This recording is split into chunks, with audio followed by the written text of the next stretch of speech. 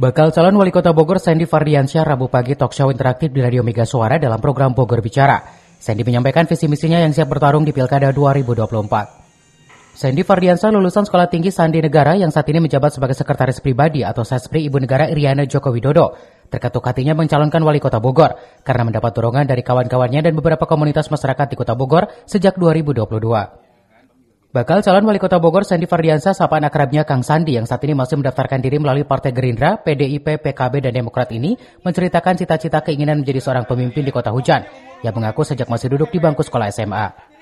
Jadi dari dulu lah, misalnya dari zaman sekolah punya cita-cita suatu saat jadi pemimpin. Tapi memang nggak waktunya tuh nggak tahu kapan gitu. Mungkin setelah. Tapi spesifik banget pengen jadi wali kota gitu. Ya. Oh iya, dari zaman SMA. Iya. Selain Sespri Ibu Negara Iriana Joko Widodo, Kang Sandy pribumi asli kelahiran kota Bogor ini memiliki background UMKM. Stiker dan baliho yang tertulis Bogor Happy Sandy calon wali kota Bogor 2024 yang dilengkapi dengan foto dirinya pun sudah tersebar di mobil-mobil angkot dan kawasan jalan kota Bogor. Dari kota Bogor, Suhanda Abriji melaporkan.